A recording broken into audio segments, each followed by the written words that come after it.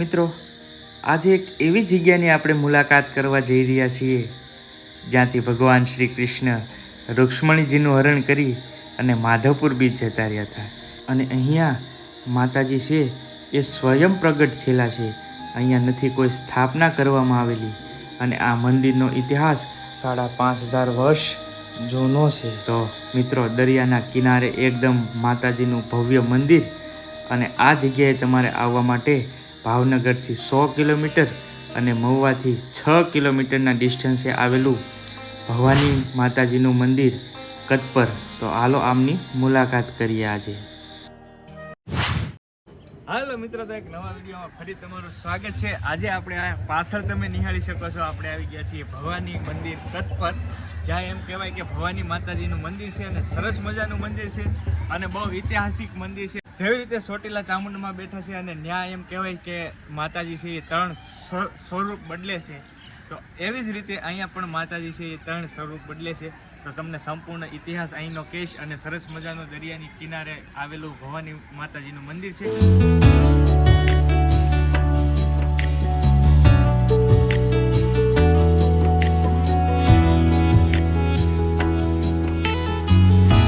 આજે અમારી સાથે મોટા યુટ્યુબર, જો કે તમે જોયા જ હશે, લાઈફસ્ટાઈલ બ્લોગ સર પણ આવેલા છે સાથે.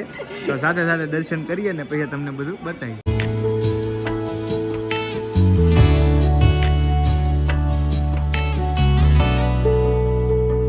હવે આપણે માતાજીના દર્શન તમને પહેલાં કરાવી દઉં, ત્યાર પછી માતાજીનો જે અહીંનો ઇતિહાસ છે એ પણ તમને જણાવું.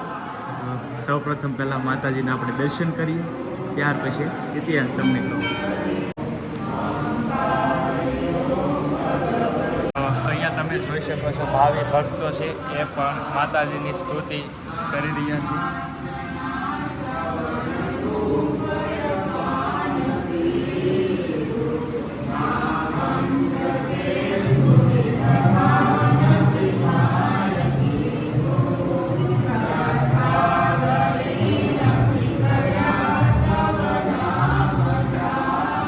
ગર્ભગૃહમાં જેમ કહેવાય કે સાક્ષાત શિવજીની લિંગ પણ છે, સમાધિ લિંગ પણ છે, તો એમના પણ દર્શન કરો.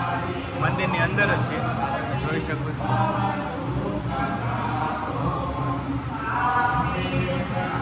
તમે જોઈ શકો છો માતાજીની ધજા ચડાવવા છે કે લોકો દૂર દૂરથી આવે છે. આ લોકો છે ને અમદાવાદથી સ્પેશિયલ માતાજીની ધજા ચડાવવા આવ્યા છે. અહીંના જે બાપુ છે પૂજારી, એ આપણને માતાજીનો થોડોક ઇતિહાસ કહે છે. જય ભવાની, મારું નામ છે જયદેવ પારકી, મંદર પારકી. ભવાની માતા 5,500 વર્ષ જૂનું મંદિર છે. આ માતાજી સ્વયં પ્રગટ થયેલા છે. ભવાની માતા કોઈ સ્થાપના નથી કરેલી. ત્રેતા યુગમાં પણ કૃષ્ણ અવતારમાં પણ માતાજીનો ઇતિહાસ શ્રીમદ ભાગવતમાં બોલે છે. અહીંથી ભગવાન શ્રી કૃષ્ણે રૂક્ષ્મણીનું હરણ કરીને લઈ ગયા હતા માધવપુર ભેટ. એ આ જગ્યા છે. દિવસમાં અમારા મા ભવાની 3 સ્વરૂપ બદલે, બપોર, સવાર ને સાંજ. તો આ બહુ મંદિર છે. કુંદનપુર કહેવાતું પહેલાંના વખતમાં, અત્યારે કતપર કહેવાય છે. મવાને મધુમતી નગરી કહેવાતી, અત્યારે મવા કહેવાય છે. આ બહુ જૂનો ઇતિહાસ છે વાલા. જય ભવાની, જય સિયારામ. તો ભાઈ, બાપુએ જેવી રીતે માતાજીનો ઇતિહાસ કીધો એવી જ રીતે માતાજી અહીંયા તમે દર્શન કરો તો માતાજી દિવસમાં 3 સ્વરૂપ બદલે છે. તો એવી રીતનો કંઈક માતાજીનો ઇતિહાસ છે. તો જેવી રીતે બાપુએ આપણને ઇતિહાસ જણાવ્યો કે સરસ મજાનો ભવાની માતાજીનો અહીંનો આવી રીતનો કંઈક ઇતિહાસ છે. જોકે ઇતિહાસ તો બહુ ઘણો બધો છે માતાજી સાથે સંકળાયેલો, અને બહુ જૂનું મંદિર છે. 5,500 વર્ષ જૂનું મંદિર છે, એટલે બહુ ઐતિહાસિક મંદિર છે. તો ખાસ તમે અવશ્ય ક્યારેક આવો તો અવશ્ય મુલાકાત કરજો ભવાની મંદિરની. તમને બહુ મજા આવશે અને સરસ મજાનો દરિયા કિનારો પણ છે. તો હવે તમને દરિયા કિનારે લઈ જાઓ અને તમને બધું બતાવું કઈ રીતનું છે. અમારી સાથે મિત્ર જેકભાઈ આવેલા છે. તમને કેવું લાગ્યું અહીંયા આવીને ભાઈ? મનને શાંતિ મળે, મંદિરે દર્શન કરો ને એટલે જે શાંતિ મળે ને એ વસ્તુ છે ને એ શાંતિ જાય ન મળે. બરાબર. મંદિર હોય હર કોઈ મંદિર હા, હોય. ધાર્મિક પ્લેસમાં જે શાંતિ મળે એવી ન મળે. સાચી વાત છે. તો જે મંદિરે તમે જાઓ ને તો ખાલી મંદિરે દર્શન કરીને નહીં આવતું, પેલા છે ને 5-10 મિનિટ બેહવાનું. બરાબર. એ શાંતિ મળે ને એની વાત જ અલગ હોય એમ. સાચી વાત છે ભાઈ. અમને તો ભાઈ ઘણી વાર બેઠા. હા, સાચી વાત છે. કેમ કે અમને મોકો મળી ગયો ભાઈ. અમને સ્તુતિ આવડતી નહોતી, પણ જે પેલા શ્રદ્ધાળુ આવેલા હતા એ સ્તુતિ ગાતા હતા તો એ બાને અમે બેઠા ને બહુ મજા આવી ટૂંકમાં. તો હવે હાલો આપણે જઈએ દરિયાની અંદર. જેકભાઈની સાથે સાથે અમારા ફેમિલી પણ આવેલા છે, કેમ કે ફેમિલી સાથે આવેલો છું અને એ બાને તમને દેખાડી દઉં બધો વ્યૂઝ અને સરસ મજાની જગ્યા છે. તો અમે ફરતા હોઈએ તો હાર એ બાને મને તમને પણ વિડીયોના માધ્યમથી ઘરે બેઠા દેખાડવાની ટ્રાય કરતા હોઈએ છીએ. તો ખાસ કમેન્ટની અંદર જય ભવાની માતાજી લખી નાખજો ને એક વિડીયોને લાઈક કરી દેજો અને ખાસ શેર કરજો ગ્રુપમાં.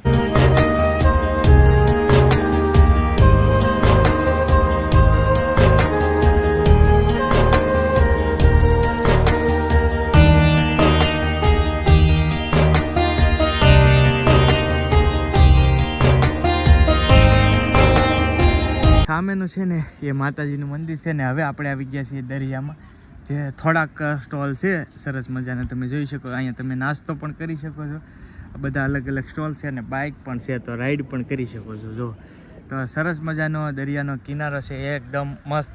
અને ખાસ બીજું તમને અહીંયા આવશો ને એટલે શાંતિ મળશે, કેમ કે એકદમ હાવ શાંત ઇલાકો છે, એટલે મનને શાંતિ મળે એવી જગ્યા છે.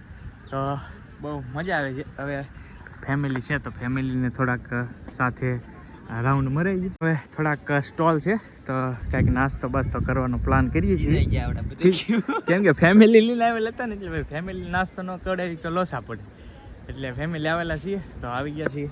અમેરિકન મકાઈ ખાઈ હવે એકાદું.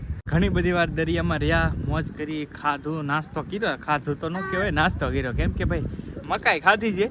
તો હવે ઉપર જઈએ. માતાજી આવો ને તો અહીંયા સરસ મજાની વ્યવસ્થા પણ છે, તમે જોઈ શકો છો. અત્યારે બધા પ્રસાદી લઈ રહ્યા છે, એટલે અહીંયા લાપસી બાપસી કાંઈક માતાજીની તમારે કરવી હોય તો એમની પણ સરસ મજાની વ્યવસ્થા આ ઠેઠ આખા સ્ટોલમાં તમે જોઈ શકો છો ઠેઠ સુધી. તો એ પણ સરસ મજાની વ્યવસ્થા છે. માતાજી તો બધા જ બેઠા છે. અને ખાસ હવન કરતી વખતે અહીંયા તમે જોઈ શકો હવનના કુંડ પણ છે, અને સાથે સાથે હનુમાનજી મહારાજનો અહીંયા બહુ ભવ્ય મંદિર છે, તો એમના પણ તમને દર્શન કરાવી દો. જય શ્રી રામ. હનુમાનજી મહારાજનું તમે જોઈ શકો છો કેટલું સરસ મજાનું ભવ્ય મંદિર છે, સાથે ગણપતિ દાદા બેઠેલા છે. તો આ હનુમાનજી મહારાજનું મંદિર છે, અને આ મંદિર એકદમ એમ કહેવાય કે ભવાની માતાજીનું જે મંદિર છે એ એકદમ દરિયાના કિનારે છે. તમે જોઈ શકો છો આ દરિયા કિનારો પણ તમને દેખાતો હોય છે. આ રીતનું કંઈક હતું ભવાની માતાજીનું મંદિર.